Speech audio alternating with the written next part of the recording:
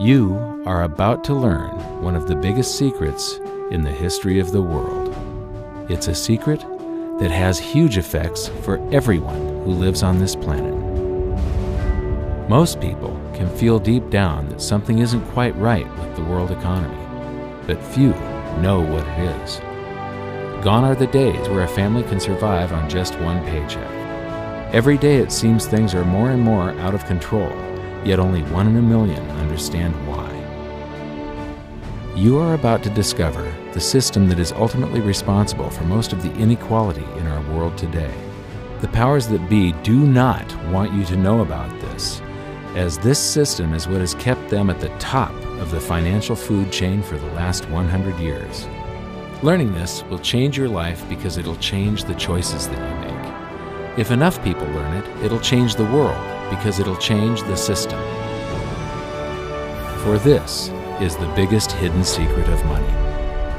Never in human history have so many been plundered by so few, and it's all accomplished through this, the biggest scam in the history of mankind.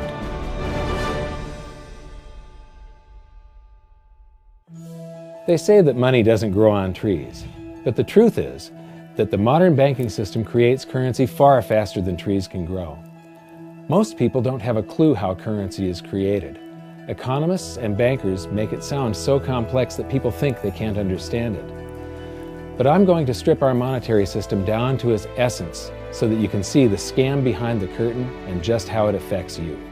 Every modern society creates currency in pretty much the same way. But since the US dollar is the majority of the world's currency, I'm going to use the United States as our example. It all starts when some politician says, "Vote for me and I'll make sure the government provides you more free stuff than my opponent will." But there's no such thing as a free lunch. So to provide that supposedly free stuff, the politicians vote for the country to spend more than its income. This is called deficit spending. To pay for that deficit spending, the Treasury borrows currency by issuing a bond. So what's a bond? If you think about it, a bond is really nothing but a glorified IOU. It's a pretty piece of paper with numbers printed on it that says, "Loan me $1 trillion today, and I promise over a 10-year period I'm going to pay you back that $1 trillion plus interest." But what you need to understand is that Treasury bonds are our national debt. These glorified IOUs are to be paid back by you and I and our descendants through future taxation. Therefore, when the government issues a bond, it steals prosperity out of the future so that it can spend it today. The Treasury then holds a bond auction, and the world's largest banks show up and compete to buy part of our national debt and make a profit on it by earning interest. You'll notice that as we move through this process, the big banks are there, taking a cut every step of the way. This isn't by chance, as you'll see shortly. Then, through a shell game called open market operations, the banks get to sell some of those bonds to the Federal Reserve at a profit. To pay for the bonds, the Federal Reserve opens up its big old checkbook and writes bad, bogus, counterfeit checks that should bounce because they're drawn on an account that always has a zero balance. There isn't 1 penny in there. To quote from the Boston Federal Reserve, "When you or I write a check, there must be sufficient funds in our account to cover that check. But when the Federal Reserve writes a check, there is no bank deposit on which that check is drawn. When the Federal Reserve writes a check, it is creating money." The Fed then hands those checks to the banks, and at this point, currency springs into existence. The banks then take that currency and buy more bonds at the next Treasury auction. But what is a check? A check is also an IOU. When you write a check, you're making a note that says, "Here's my IOU for cash. All you have to do is go to the bank and pick it up." Now, it's very, very important that you understand this process because we're going to come back later and show you the devastating effect this has on you. The Treasury issues IOUs, bonds. The banks then buy those IOUs with currency. The Federal Reserve then writes IOUs, checks, and hands them to the banks in exchange for the Treasury's IOUs, the bonds. And currency is created. So what's really happening is the Federal Reserve and the Treasury are just swapping IOUs, using the banks as middlemen, and abracadabra, presto, currency magically springs into existence. This process repeats and repeats over and over again, enriching the banks and indebting the public by raising the national debt. The end result is that there's a buildup of bonds at the Federal Reserve, and currency at the Treasury. This process is also where all paper currency comes from. The Federal Reserve and the government mistakenly call it base money because they didn't watch episode 1 of this series and they don't know the difference between money and currency. But I will correctly refer to it as base currency because it is not money. It is currency, and as we've learned, there is a big difference. Money has to be a store of value and maintain its purchasing power over long periods of time. We learned in episode 1 that earlier in our history, our paper currency was just a claim check. It was a representation for real money of intrinsic value, the gold and silver that was held on deposit at the Treasury. You could walk into any bank and slap your currency, like say a $20 bill, on the counter and redeem it for real money, a $20 gold piece. But now, this base currency that's piling up back here is really nothing but a receipt or a claim check on an IOU, that bond. So it's really nothing but a supply of numbers. The Treasury then deposits the newly created currency into the various branches of the government, and the politicians say, "Hey, thanks for that." And the government does some deficit spending on public works, social programs, and war. The government employees, contractors, and soldiers then deposit their pay in the banks. Now, this may come as a shock to you, but when you deposit your currency with the bank, you're not actually depositing it into an account to be safely held in trust for you. Instead, you're actually loaning the bank your currency, and within certain legal limits, they can do with it pretty much anything they please. This includes gambling in the stock market and loaning it out, at a profit, of course. Now this is where the machine of currency creation really gets cranking, because this is where something called fractional reserve lending comes into play. Fractional reserve lending is exactly what it says. The banks are allowed to reserve only a fraction of your deposit and loan the rest out. Although reserve ratios may vary, I'm going to use a 10% reserve ratio as our example. If you deposit $100 in your account, the bank can legally take $90 of it and loan it out without telling you. The bank must hold $10 of your deposit in reserve just in case you want some of it. These reserves are called vault cash. But why does your bank account still say you have $100 if the bank has stolen $90 of it? Because the bank left IOUs it created, called bank credit, in its place. Now I know this sounds crazy, but here it is in black and white from the Fed. Commercial banks create checkbook money when they grant a loan simply by adding new deposit dollars in accounts on their books in exchange for a borrower's IOU. These are nothing but numbers that the banks type into their computers. And even though these bank credit IOU numbers are very different from base currency numbers, because they only exist in computers, they are still currency. So now there is $190 in existence. Now the reason people take out loans from the banks is to buy something. They're going to buy a house or a car or something like that. So the borrower takes the $90 that the bank loaned to him from your account and he pays the seller of the item. But then the seller deposits that currency into his account and his bank loans out 90% of that and leaves bank credit numbers in its place. So now there's $271 in existence. This process repeats and repeats until under a 10% reserve ratio, an initial deposit of just $100 can create up to $1,000 of bank credit, all backed by $100 of vault cash, just 10%. But as I said, reserve ratios vary wildly. On some deposits, it's 10%, on others, it's 3%, and on some forms of deposits, reserve requirements are 0. The result is that the expansion of the currency supply by the banks is far greater than even this example would lead you to believe. So once again, when currency is deposited in the banks get to lend it out, and then it gets redeposited and relent, redeposited and relent, redeposited and relent over and over again, creating bank credit all the way.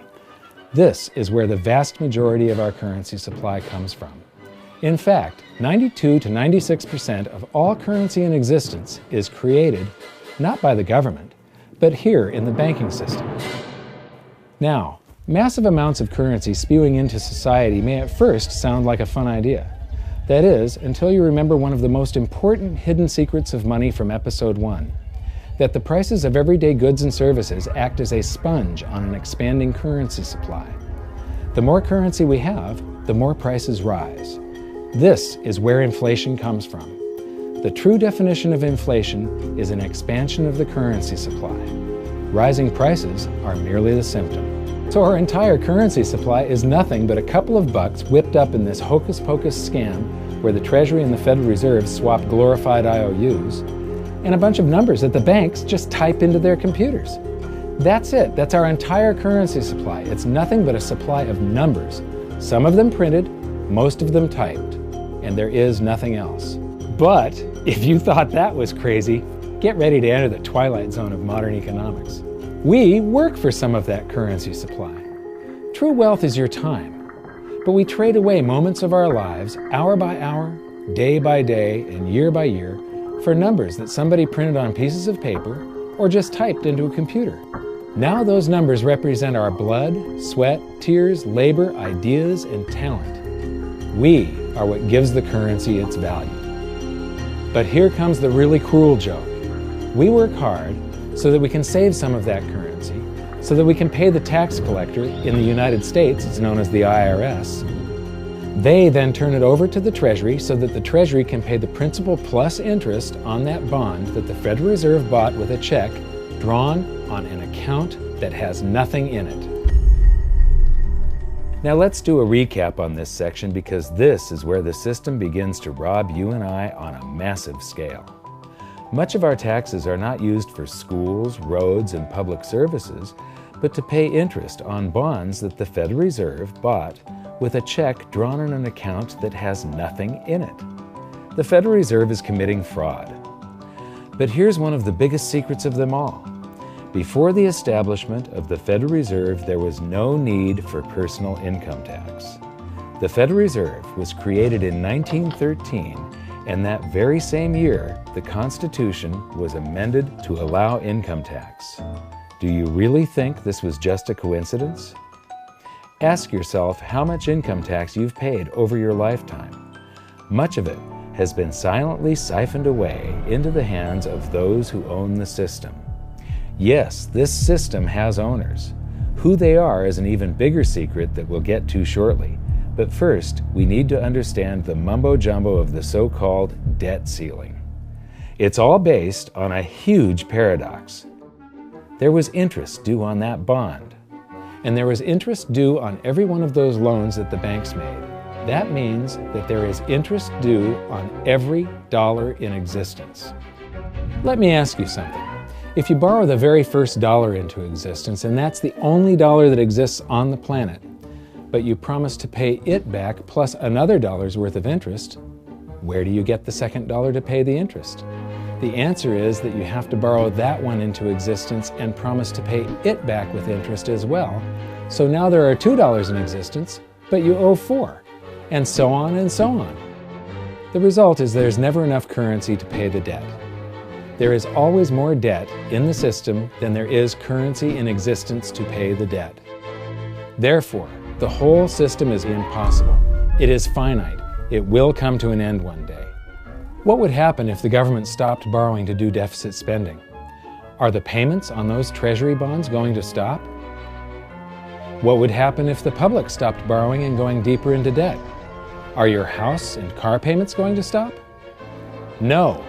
There is a payment due every month on the principal plus the interest on every dollar in existence, and those payments do not stop. If we stop borrowing, then no new currency is created to replace the currency that we used to make those payments. Whether you're making a payment on a loan or paying tax to make a payment on a bond, the portion of the payment that goes to pay off the principal extinguishes that portion of the debt. But the debt also extinguishes the currency. Currency and debt are like matter and antimatter. When they meet, they annihilate each other. If we just pay off the principal only on all the loans and bonds that exist, the entire currency supply just vanishes. So if we don't go deeper into debt every year, look what happens. The whole thing goes into a deflationary collapse under the weight of those payments. Politicians and pundits alike talk about balancing the budget, paying down the debt, and living within our means. They don't understand that that is deflationary. It is impossible to do under our current monetary system without collapsing the whole economy. This is why any talk of a debt ceiling is not only ridiculous, It's delusional. The system is designed to require ever-increasing levels of debt just to continue. And that's why politicians will always kick the can down the road and raise this so-called debt ceiling over and over again until the whole system finally collapses under its own weight. In other words, they don't want it to collapse on their watch. The Founding Fathers of the United States knew the dangers of central banking and fought to free themselves from this very thing. The Revolutionary War started out as a tax revolt, but now we must pay tax just to have a monetary system. Having just suffered through the hyperinflation of the continental dollar, which was printed into oblivion to finance the Revolutionary War, they understood the dangers of fiat currency and debt-based monetary systems. So to protect future generations from institutional theft and out-of-control government, they wrote into the Constitution that only gold and silver can be money for the simple fact that you can't print them. Our current system is not only unconstitutional, but it robs us of the liberty and prosperity our forefathers fought and died for. We are all feeling the effects of ignoring the Constitution right now. By forcing more currency into circulation, our purchasing power is diluted. Inflation is a slow and insidious stealth tax that is simply the result of this debt-based monetary system. This system empowers and benefits those who create the currency and receive it first, as they get to spend it into circulation before it has an effect on the economy. They're stealing purchasing power from you and transferring it to the banks and the government every hour of every day because of this false monetary system. And it's not like the people at the top don't know this. To quote the Federal Reserve, the decrease in purchasing power incurred by the holders of money due to inflation imparts gains to the issuers of money. This is a fraud. It is a pyramid scheme, it is a Ponzi scheme, it's a scam, and it's a lie. Our entire monetary system is nothing but a form of legalized theft. But here's the biggest con job of them all. The Federal Reserve is not federal, it has stockholders. There is no federal agency that has stockholders. What's a stockholder? A share of stock represents a percentage of ownership in a corporation. So the stockholders are the owners of that corporation. Therefore, the Federal Reserve is a private corporation with owners. And you can see it for yourself if you go to the Federal Reserve's website, and it will say, the stockholders receive an annual dividend of 6%. Now we know that the stock in the Federal Reserve was originally issued to the largest banks in the United States. But because of mergers and acquisitions through the years, you can't actually trace who owns the stock in the Federal Reserve. That's a very closely guarded secret. My guess would be that the owners are those primary dealers, the banks that get to make a profit by selling part of our national debt, those bonds, to the Federal Reserve, who buys them with a check from nothing. Then we pay tax to pay the principal and the interest on those bonds so that the Federal Reserve can pay the banks a 6% dividend. Don't be alarmed if you don't quite comprehend the deception of this system at first glance. Very few people do. It is purposely complex. The economist John Maynard Keynes once wrote, "By this means, government may secretly and unobserved confiscate the wealth of the people, and not one man in a million will detect the theft." I believe that presented correctly, anyone can understand this system, regardless of how complex it is. So let's do a recap and break it down even more. The way the system works is that, step 1, the government creates glorified IOUs. These bonds increase our national debt and put the public on the hook to pay it back. Step 2, IOUs are swapped to create currency. The Treasury sells the bonds to the banks. The banks then turn around and sell our national debt at a profit to the Federal Reserve, which they probably own. The Federal Reserve then opens its checkbook that doesn't have a penny in it and buys those IOUs with IOUs that it writes, checks, on a checking account that has a zero balance. Then they give those checks to the banks and currency just springs into existence, and then the whole process repeats. This results in a buildup of bonds at the Federal Reserve and currency at the Treasury, which is really just a supply of numbers. The Treasury then deposits the numbers in the various branches of the government, and we get to step 3. The government spends the numbers on promises, public works, social programs, and war. Then the government employees, contractors, and soldiers deposit their pay into the banks. And we get to step 4, where the banks multiply the numbers by magically inventing more IOUs through fractional reserve lending, where they steal a portion of everyone's deposit and lend it out. That currency gets redeposited, and then a portion is stolen again. And the process repeats over and over, magnifying the currency supply exponentially. Then we work for some of those numbers, which brings us to step 5, where our numbers are taxed. We pay tax to the IRS, who then turns our numbers over to the Treasury, so the Treasury can pay the principal plus the interest on bonds that were purchased by the Federal Reserve with a check from nothing. Then we get to step 6, the debt ceiling delusion. The system is designed to require ever-increasing levels of debt and will eventually collapse under its own weight because politicians always kick the can down the road. They don't want it to collapse on their watch. And finally, step 7, the secret owners take their cut. The world's largest banks own the Federal Reserve. Those banks make a profit selling our national debt to the Fed. They make a profit when the Fed pays them interest on the reserves held at the Fed, and the Fed pays them a 6% dividend on their ownership of the Fed. This system is fundamentally evil. It funnels wealth from the working population to the government and the banking sector. It is the cause of the artificial booms and busts of modern economies, and it causes great disparity of wealth between the rich and the working class. And it is only possible because we no longer use real money, we use currency. But worst of all, it is a form of enslavement. Bond is the root word of bondage. Whenever a government issues a bond, it is a promise to make us pay tax in the future. Nobody asked you if you wanted to pay tax today for the prosperity we all enjoyed in the last century. Nobody is asking our children if they want to work hard in the future to pay for the prosperity we're enjoying now. George Washington once wrote to James Madison, "No generation has the right to contract debts greater than can be paid off during the course of its own existence." By stealing prosperity from tomorrow so we can spend it today, we enslave ourselves and future generations. Now this all sounds pretty bad, but there is great hope, for you are the greatest threat to this false monetary system. This system relies on the public being ignorant of its workings. Please share this knowledge with everyone you know, because an informed public that fully understands the system can build a better future for generations to come.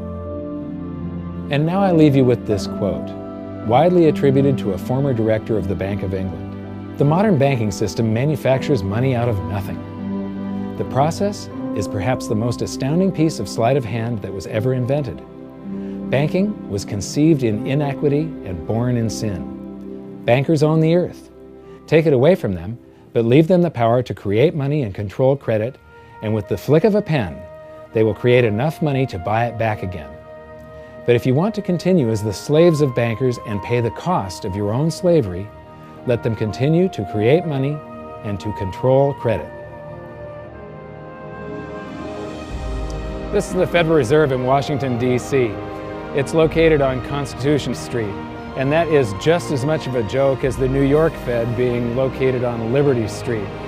Both of them are unconstitutional, both of them limit our liberty, and they transfer wealth away from us every second of every day to the Federal Reserve, to the government, and to the banking sector. You are now among the 1 in a million who can detect the theft of your prosperity.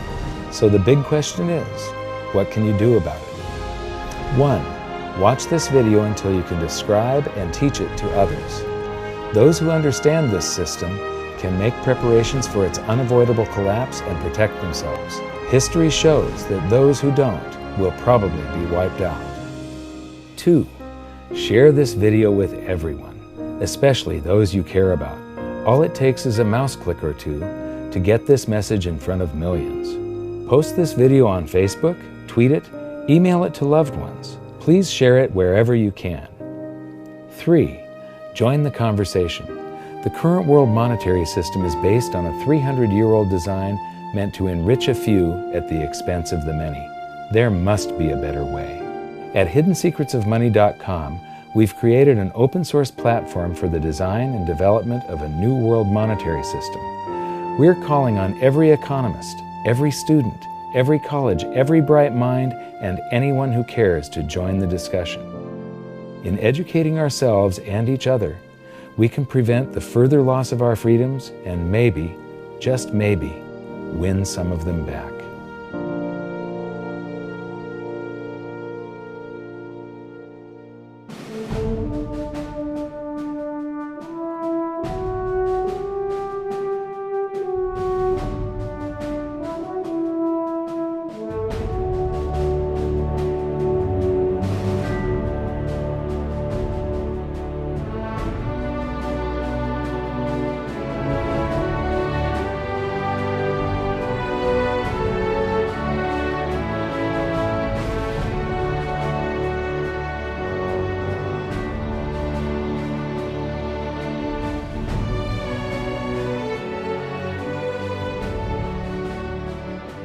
I think your episode 4 is very beneficial, very helpful. It's going to introduce these ideas to a lot of people, and like I've just been talking about, we have to change people's mind, and the more they understand it, the better.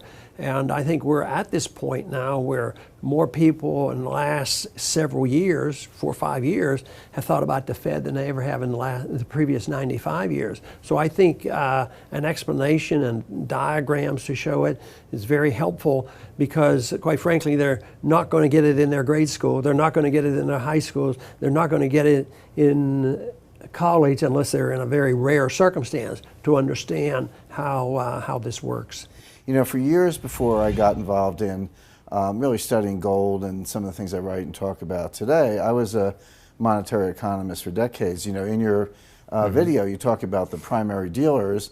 I was chief counsel and chief credit officer, one of the largest primary dealers for 10 years. So I had an inside seat on the Treasury market and have the privilege of working with several former vice chairmen of the Board of Governors, Manley Johnson and David Mullins, going back to the 80s and the 90s. So I'm very immersed in what you were talking about. And I thought it was extremely accurate, extremely clear. I didn't think you were stretching on any points. It was really like something out of a PhD course, except that it was very easy to understand. I think it's accessible. I think we're seeing a little bit of a revolution in communications in the following sense. You know, as you point out, the Fed was created in 1913. Well, in 1913, there was no web, there was no YouTube, no Twitter. There was really no one to kind of stand up and oppose the Fed or call them out, if you will, or really get into a discussion that everyday Americans could follow. That's not true now with social media and everything else. You can reach out to millions and tens of millions of people and tell them what's going on. I think you've done that. You've done it successfully. I applaud it. I think this is a great video. I look forward to seeing it again. I know millions of people will enjoy it. Well, as we know, the Federal Reserve believes it can create money out of thin air, not realize money is supposed to represent real products and services. And what people don't realize is when the Fed does that, in effect, as Keynes pointed out, it's a form of taxation. It's a form of confiscation. And because people don't see it, the politicos get away with it, but it also undermines social trust. It just is corrosive throughout society. We're going to have a lot of turmoil in the coming years, but it's going to be the kind of turmoil that leads to positive things. So don't despair. Get out there and fight, because the tide is going to turn. This is going to be the status last stand. Thank you. This episode of Mike Maloney's Hidden Secrets of Money was brought to you by GoldSilver.com and the new Silver Pegasus Round. To learn how to protect your family and turn the coming economic storms into opportunity, visit GoldSilver.com.